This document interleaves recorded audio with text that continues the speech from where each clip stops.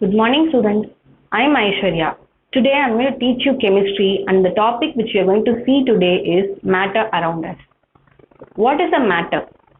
Matter is anything which has mass and occupies space. So anything and everything which you see around you is a matter, one form of a matter or another.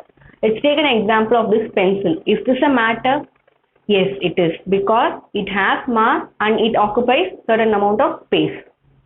So, what is a matter made up of? This pencil, for instance, what is it made up of?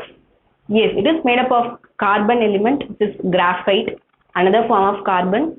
And if you want to see what it is made up of internally, so to do that, let's say you are going to cut this pencil into smallest and smallest particle, and there comes a point where you won't be able to cut this pencil further at all. So you would have reached a stage where you cannot cut it into further smaller piece. So that smallest portion, the smallest unit of a particle is called an atom. The smallest unit of any element is called as an atom. So what is a molecule?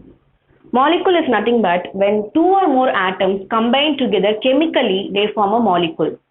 For example, you have an oxygen atom and another oxygen atom. When they combine together chemically, they give you an oxygen molecule.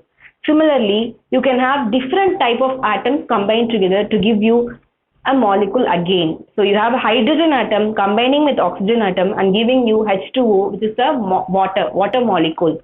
So molecules can be of two types. They can be of same atoms combining together chemically or different atoms combining together to form a molecule. So as I said, molecules are nothing but when two or more atoms combine together chemically, they form a molecule. So as you see, you can have a molecule of an element or molecule of a compound. So element is nothing but when you have a molecule of an element, what I mean is that when same type of atoms combine together, they form a molecule of an element. So oxygen atom and another oxygen atom combining together to give you an oxygen molecule is an example for the same. So if you have two different atoms combining together, they form a molecule of a compound.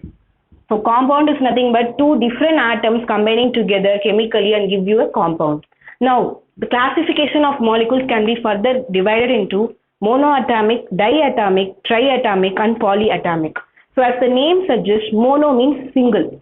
So for example, inert gases, helium, argon, so all those are monoatomic molecules. Now when you have oxygen molecule and hydrogen molecule, these exist together as always two atoms together combined in one molecule. So these are diatomic. And when you say triatomic, it is nothing but three atoms combined together to give you a triatomic molecule. Example, carbon dioxide. If you see three atoms are there, two atoms of oxygen and one atom of carbon combined together to give you carbon dioxide. Similarly, two atoms of hydrogen and one atom of oxygen combined together to give you water or H2O. These are all triatomic molecules. You can also have more than three atoms combining together to give you a molecule, which is what we call as polyatomic. Example, phosphorus and sulfur. They exist as a cluster of four phosphorus molecules, and sulfur exists as a cluster of eight atoms of sulfur. So these are all polyatomic molecules. So now that we have seen the basics of matter, so what a matter is made up of, a smallest tiny particle called an atom, and group of atoms form a molecule, and from molecule you call it as a compound or an element based on whether the same type of atoms are combined, you call it as a molecule of an element.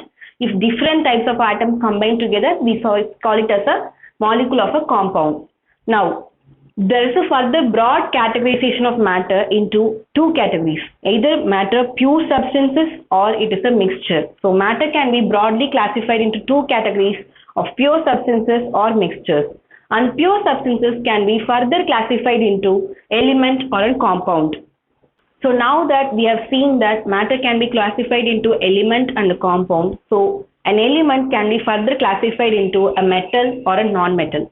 So metal, you have plenty of examples of metals lying in your own surroundings. For example, your utensils, any tools which you use, all these are made up of either aluminium, gold, copper or silver.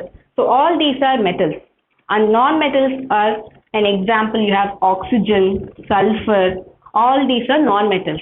So what differentiates or what is the difference between a metal and non-metal, or what is the classifying criteria for them? Let's see that.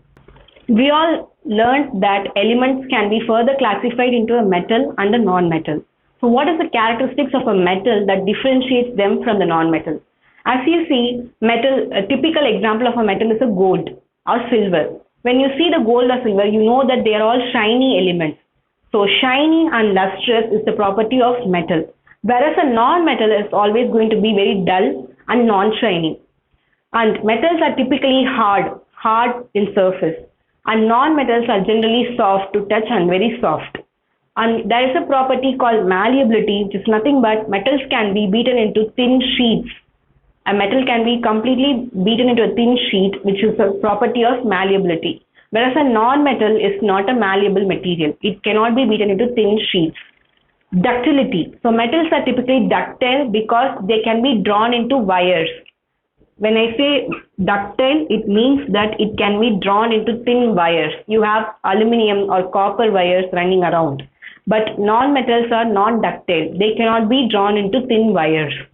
And metals are good conductors of heat and electricity.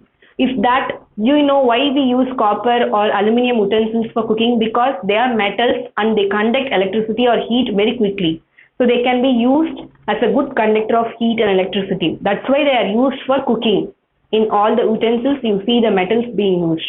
And non-metals are non-conductors of electricity and heat.